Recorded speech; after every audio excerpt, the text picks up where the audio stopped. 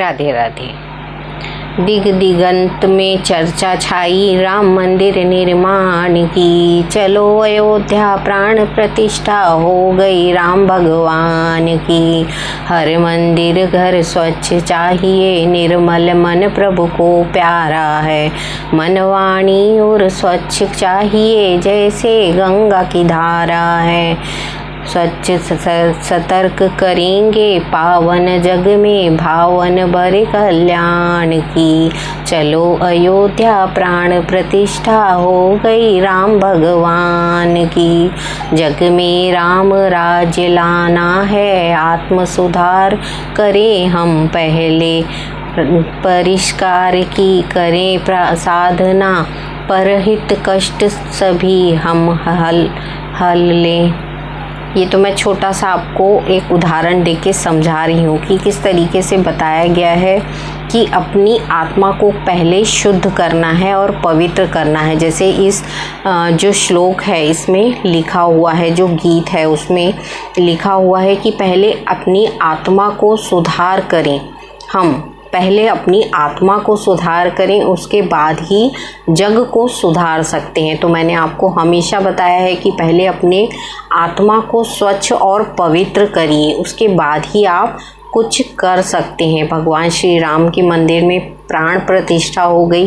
भगवान श्री राम फिर से धरती पर विराजमान हैं और इनके जितने भी चाहने वाले हैं या दर्शक हैं, ये इनकी पूजा अर्चना और आराधना करते हैं। तो परमेश्वर श्री राम के लिए जो हम करते हैं गुणगान, जैसे हनुमान चालीसा भी हम पढ़ते हैं, तो इसमें भगवान श्री राम की जो सेवा है वो आ जाती है। परमेश्वर श्री राम की जितनी पूजा अर्चना उपासना की जाए उतनी कम है, क्योंकि कहते हैं भगवान श्री राम ने जब भी अवतार लिया है तो ये जग कल्याण के लिए ज़रूरी था, इसलिए उन्होंने इतने अवतार लिए हैं। तो ये सारे अवतार में इन्होंने कुछ ना कुछ जीवन जीने की प्रक्रियाओं को सिखाया है। भगवान श्री राम ने अपने जीवन में जितने कष्ट उठाए हैं उतने मनुष्य योनि में जो मनुष्य उठाते हैं, तो परमेश्वर को याद करते हैं कि हम जो कष्ट उठा रहे हैं वो किस लिए हैं। तो हमारे विचार जो हैं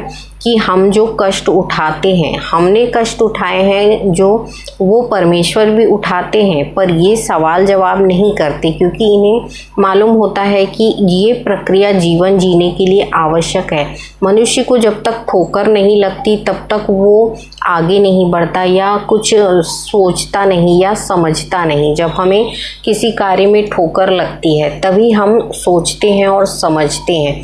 तो भगवानों के जीवन जो है ये हमें सारी चीज़ें सिखाते हैं कि किस तरीके से मनुष्य का जो जीवन है उसको करने के लिए जो हिम्मत ताकत की आवश्यकता होती है वो हमें इनसे लेना और सीखना चाहिए। जब हम परमेश्वर का ध्यान साधना में आवाहन करते हैं, जिस भी परमेश्वर को आप मानते हैं, माता आदि शक्ति को, भगवान शिव को या श्री राम जी को, माता आदि शक्ति के 9 स्वरूपों में जिनमें से भी आप जिनको मानते हैं, जैसे माता काली हैं, माता काली जो हैं वो माता देवी हमारे रक्षा के रूप में विद्यमान है, भैरवनाथ हैं वो हमारी रक्षा के लिए विद्यमान है।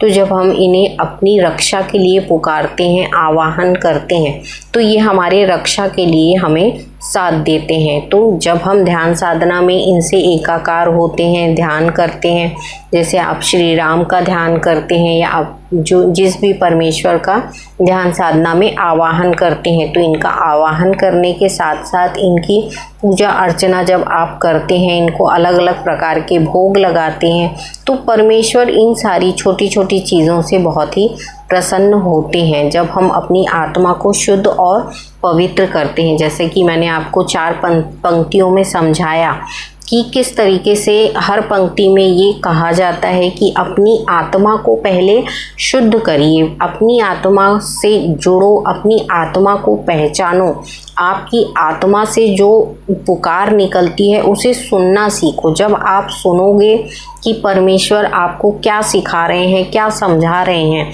जब इन चीज़ों को सीख जाओगे तब आपको पता चलेगा कि जीवन क्या है और मनुष्य योनि में आने के बाद मनुष्य क्यों भटकता रहता है कौन सी ऐसी अज्ञानताएं हैं जो इसे अंधकार में भटकाती रहती हैं। जब तक हमारे ज्ञान के चक्षु खुलते नहीं हैं, जब तक हम अंतर ध्यान होकर परमेश्वर का ध्यान नहीं करते, तब तक हमारे जो अंदरूनी शक्तियां हैं वो सुप्त अवस्था में सोई हुई रहती हैं। इसलिए आत्मा को जागृत करना, परमात्मा के साथ जुड़ना, ये बहुत ही आवश्यक होता है। जब हम परमेश्वर के साथ जुड़ के ध्यान साधना करते हैं, आध्यात्म को जागृत करते हैं, तो आत्म साक्षात्कार होते हैं। आत्म साक्षात्कार कब होते हैं? जब आपके सभी चक्र जागृत हो जाते हैं, इस पे परमेश्वरी शक्तियों का स्थापना हो जाती है। जब आप ध्यान साधना में इनसे विनती करते हैं, इनका आवाहन करते हैं, तो ये आपके सभी चक्रों पे विराजमान होते हैं और आपको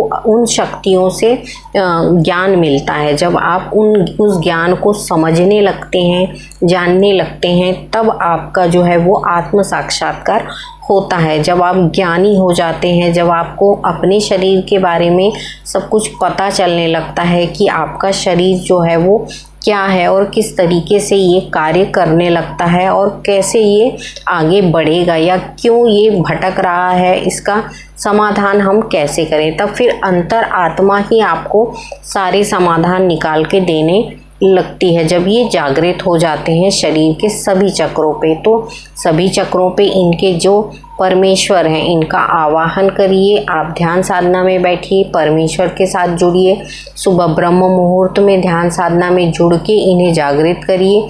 फिर इनसे सवाल करिए, जो भी आपके मन में विचार हैं उनको अपने ध्यान साधना में ही सुलझाने का प्रयत्न करिए। देखिए आपके सभी सवालों के जवाब ये परमेश्वर जो आपके शरीर में ही विराजमान है, अंतर ध्यान में आपके विराजमान है, जागृत होने के बाद आपके सभी सवालों का जवाब ये देने लगते हैं। तो यही ध्यान साधना होती है कि कैसे हम परमेश्वरी शक्तियों के साथ जुड़ के अपने ध्यान को सिद्ध करें और अपनी परमेश्वरी शक्तियों से जुड़ के हम इनसे ज्ञान प्राप्त कर सकें।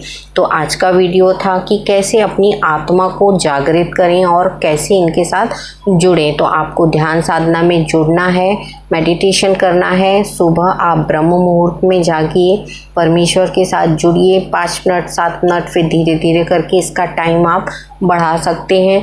आधा घंटा बैठिए, फिर सारे सवालों के जवाब जो हैं यहीं पे आपको मिलना शुरू होते हैं अंतर ध्यान में अपने परमेश्वर के साथ जुड़ के। तो अगले वीडियो में कुछ नया लेके आऊँगी, तब तक के लिए राधे राधे।